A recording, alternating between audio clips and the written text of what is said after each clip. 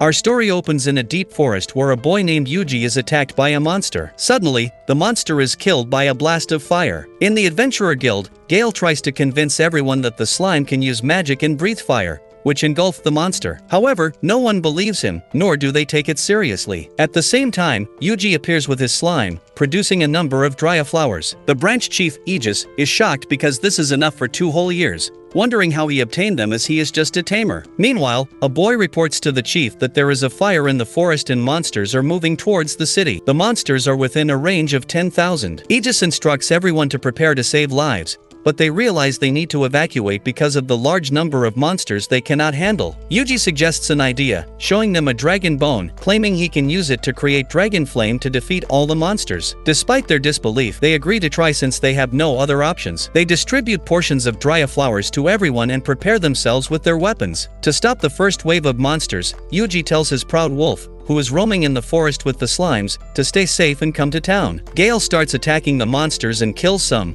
but their numbers are overwhelming. Yuji decides they must finish them within 15 minutes to save the town. He sets up a magic pattern, but a girl informs him about a mysterious boy with a magic stone from which the monsters come. Yuji decides to erect a barrier around the stone and dispel it because it is very dangerous, killing with a single touch. The girl uses magic to make the slime climb the trees and attack the boy, capturing him. However, the proud wolf arrives, and Yuji asks him to send some slime to help Gale's team. These slimes kill the monsters with their fire breath. Yuji realizes the monsters are spread out widely. He instructs the receptionist girl to recall everyone and directs his slime to do something big. They take their positions and prepare to attack, but Gale and another boy stop the monsters. Despite being told not to interfere, the proud wolf kills the monsters and brings them inside the town. He has erected the barrier around the town. He commands the slimes to burn everything to ashes, creating a strong fire blast. No one can believe that a tamer could wield such powerful magic. Aegis worries about Yuji because it has also injured him, seeming almost like a suicide mission. Unfortunately, some monsters remain alive, prompting Yuji to attack once more. He succeeds but collapses afterward. After some time, the receptionist girl serves him soup. Yuji learns that everyone in the town is celebrating because they are alive and have defeated the monsters. He leaves with his slime and wolf into the darkness of the night, avoiding any fame. Aegis and the receptionist discuss a boy found dead in the woods and a dispelled stone nearby, though they lack further information. He and his companion reached the city of Kilia, which is quite big. He went to a shop and bought a large piece of meat, giving it to his companion. Everyone was looking at them, but he ignored them and moved on to register himself as a guild member. He was registered because of his tracking ability, but he also had to work with a party. At the same time, a boy named Radis, a dagger expert, a girl named Tina, the archer, and another girl named Lisa, the lancer, introduced themselves and invited him to their party. They took him lightly because he was just a tamer but believed in his tracking ability. The girls also warned Radis to be careful during the mission because his previous teams had gone missing on their last mission, but he dismissed it as just rumors. They were going on a mission to find the place where the Earth Dragon was hiding, with Radis leading, Tina in the middle, and Lisa covering the rear. He was assigned to detect nearby enemies. He asked his proud wolf about it, and it told him there were 5 wolf-like monsters 2 kilometers ahead, moving towards them. One monster was about to attack, but Radis killed it. He took down all of them and the group appreciated his skill. Later that night, they sat by a fire, and they asked him about his training. He mentioned he was not trained by anyone. He just thought one day he would do it, and he did. The girls wanted to know more, but Radis stopped them and mentioned the sleeping schedule. Tina would take the first watch, followed by himself and Yuji, and Lisa would take the last watch. They all agreed. He was reflecting on their previous lives when he woke up. His slime took him to a place where he opened a door and found numerous books, realizing it was a handy system that was boosted by his HP and MP. All the slimes read the books, and he learned everything they read, becoming a sage. Now, at present, he was informed that Radis had run away in the middle of the watch, and Tina and Lisa had also run away. The girls suspected him, which turned out to be true. They couldn't ask Yuji for help because he wasn't a fighter. Radis attacked the slime, mistaking it for a monster, but it was just a slime. He moved forward, passing quickly through a trap and meeting a person. The girls couldn't understand what had happened. Radis told the person he had come with 2 girls and 1 boy, leading to their capture in his trap. This person wanted the calamity that occurred beneath the blue moon. The girls were about to retreat, sensing something bad was about to happen, when a big monster appeared, frightening them. However, it was just the slime on the wolf,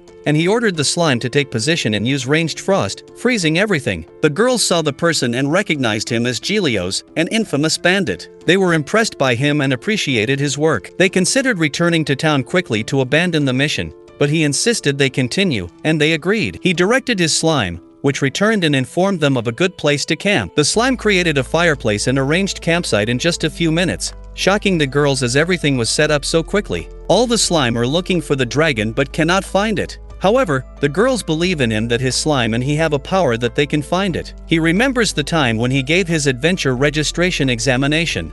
He broke the crystal bar, which is used to figure out someone's magic ability. That shocked the master. Next is the combat test. He used a little fireball on the stone, but it was not big enough, so he tried another one and used his best power, destroying the stone completely.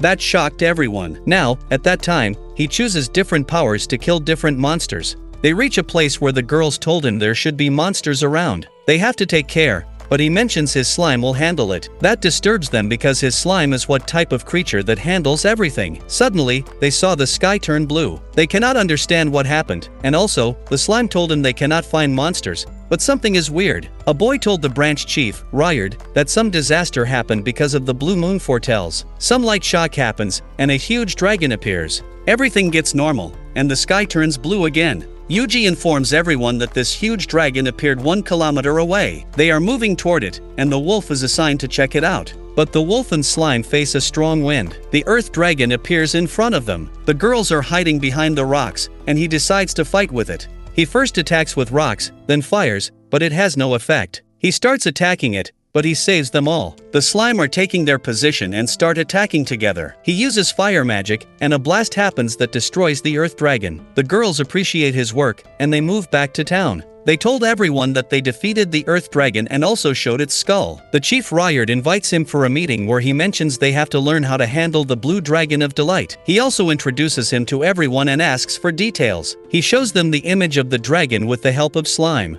The boy tells them that according to the book, the dragon appeared and grew under a dark sky. Within 3 days, it wiped out the entire continent. He also tells them about the ritual, which means that 30 years ago, the sun and moon eclipse happened, and then it took effect 30 years from then. This is called the spirit summoning ceremony. He also mentions that a spirit appeared 1 week ago to ward off the coming calamity, and maybe this earth dragon was also drawn from this ritual. At the same time, the sky is getting dark, and a huge blue dragon appears. Yuji tells them the dragon is getting bigger as the sky gets dark. They are so nervous as this is an emergency situation because the earth is going to end in just 3 days. They have to prepare for it. After that, he is eating with his slime when Lisa and Tina come and tell him they also want to join him in the fight against the blue dragon. After that, a boy who is with the chief comes and gives him his introduction. His name is Father Stale, and he hails from the Grand Cathedral in the Central. He gives him the sword called the Dagger of Cathus that focuses magic effects. He gives it to him because he thinks he is capable of this. At night, he gets information from the slime that the blue dragon is getting bigger,